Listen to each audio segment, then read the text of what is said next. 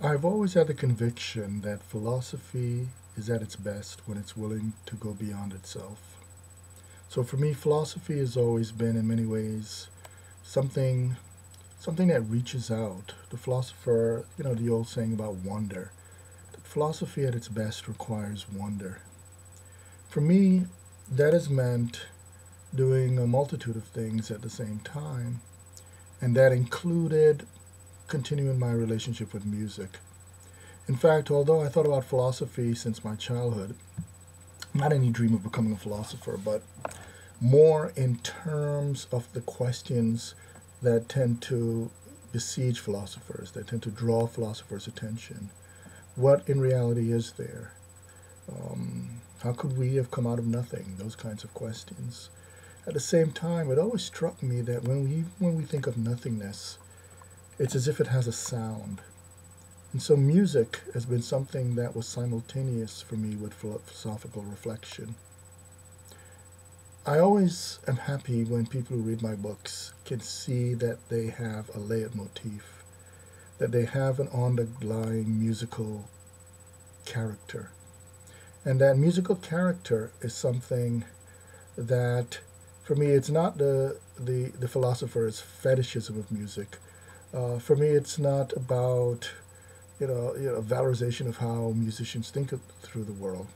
I see music as part of a continuum that all of us, for instance, in order to communicate with each other as human beings, are at first introduced to the world of sound through the heartbeat in the womb, all the way through to the early remnants of walking through dancing, all the way through to just the basic grammar of what it is to communicate and understand the symbolic world through sound and movement. Now, for many of us, we stop there, and we simply enjoy that elementary level of that relationship. But for others, musicians, well, those people, or rather, I could say we, because I'm also a musician, we continue and we continue working on that grammar the way that someone in other areas of thought will develop their understanding of the language all the way through to, say, the PhD. Or the athlete in the mastery of the body is the equivalent of someone like a PhD of a particular sport. Or a dancer, the way the dancer would do this. Now, it's funny that music, in a way, is what brought me to the world of scholarship, because I didn't even plan to go to college. I was actually just playing music. But I recall when I was at Lehman College, Gary Schwartz, a professor of classics there, was meeting with a student, and when he opened the door, I heard Charlie Parker at the Roost, and I said to him, "Wow, that's Charlie Parker at the Roost." And he looked at me and said, "Wow, you know, one moment." And he went,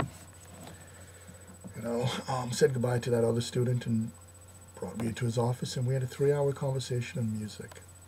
And what I think one of the things I appreciated about Gary Schwartz is that he saw the connections between theoretical ideas, musical expression, and just the overall undercurrent of what is involved in the human experience. And so that was one of the things that brought me at first to the question of doing philosophy. Now, one of the things about doing philosophy professionally is that we're introduced into the world of professional scholarship as experts. But the thing about being an expert is there's over specialization to the point where we may forget the other sides of ourselves. And one of the things I've tried to do, at least in my writings, is to integrate these various ways, these various modes of expression into the models of argumentation. So, for instance, perhaps my most jazz oriented and syntax book, Phenomenal Crisis of European Man, is a testament to that. I was very pleased when some reviewer said, "This text reads like jazz." And that's because, in part, it was jazz. Of course, that created a special performative critique of the very subject I was writing about, because, as is well known, Frantz Fanon was a critic of the blues. And this was ironic because Black Skin, White Mass, Pour Noir Mas Blanc, is very much a blues text. And the idea that many particularly black philosophers, when we are attuned to writing about what we really believe, to not set ourselves up in that first stage of double consciousness as simply trying to be the image of white recognition. When we create a critical dialectical position that enables us to offer a critique of a system that tells us that we don't have the right to express ourselves in the ways we feel most at home. When we offer that critique, it often takes the form of the blues. Du Bois in The Souls of Black Folk said a spiritual, he looked through the spirituals, but the text has a very much blues sensibility. When we look at the writings of Richard Wright, the same thing. We see that blues sensibility in Alan Locke. And I don't mean only the blues, but what I mean, of course, is this sense that there's a lyrical, rhythmic, and expressive undercurrent to reality itself, especially as indexed by the historical experience that organized our identity in the modern world. When we bring that together, we take very seriously that to express ourselves in that uninhibited way requires what could be called that underlying musical sensibility. And this is not just, as I said, not just in terms of the blues. We could see it in samba. We could see it, which is also very blues oriented. We could see it in Malian music. We could see it in some of the complex rhythmic structures that one would find in Angolan forms, in Bahia music, in the music I've seen in Colombia. But I've also seen this as well in India when I've traveled there. The ways in which expressing reality has that underlying sensibility that can be felt through the power of the drums, for instance. Schopenhauer, for instance, and who did study some, in some East Indian religious and philosophical thought, understood this underlying. He formulated in terms of blind will, but there is something very powerful about that underlying rhythmic breath of the universe being expressed and reflected on at the level of philosophical critique. And so that's probably one of the reasons why being a drummer enabled at least that connection of what it is to deal with the melodic and the rhythmic at the same time. Now, what is involved in it in terms of the stuff I do as a philosopher? Well, those who have read my work know that one of the reasons I take existentialism seriously is that existentialism always gets to the heart of the fundamental incompleteness involved in every notion of necessary self-reflective activity. Put in more concrete form, it's not enough simply to raise a critical question about the universe, but a critical question about critical questions. And in my writings, I call that the metacritique of reason.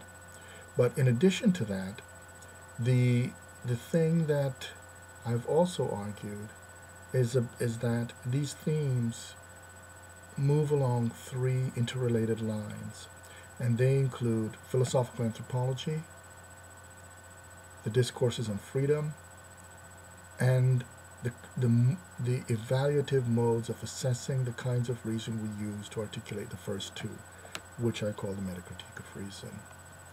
Now, when I sit down in settings outside of the more organized professional settings of philosophy, what I've discovered is that those motifs speak to many people's understanding of the human condition in the modern world.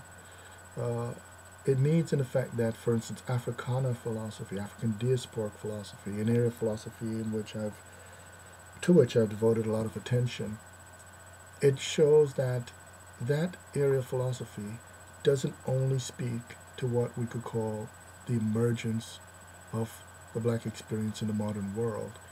It does something more radical, which is it articulates the radicality of the condition of the modern world. And by that what I mean is the modern world has really pushed to the forefront the complicated question, what am I? The complicated question of What is it for which I'm responsible, which is linked to the question of my freedom? And the modern world has led to a form of critical questioning of the very modes through which we reason at all. Now, it's not that people did not think about these issues in what's considered pre-modernity. In the ancient world, St. Augustine thought about this quite a bit, or in antiquity, Plato or Aristotle were concerned with the question of whether there's, what's involved in proper reasoning. It's not that people were not concerned about the question of the place of the human being in the larger hierarchy of things. This is in the Book of Ani, the Egyptian Book of the Dead. But it shows that there is a continuity across human experience, not simply at the level of what we say, but also at that deeper level of how we express it at the level of affective life. And so I offer the drums. And it's not only drums, I play other instruments too, but the drums as a way of thinking these things through. And I hope little echoes of Thelonious Monk, even though he wasn't a drummer, a little homage to him because he played the piano in a way that spoke to those quarter tonal, dissonant, in-between aspects of what it is involved in the deeper levels of dissonance in the human experience.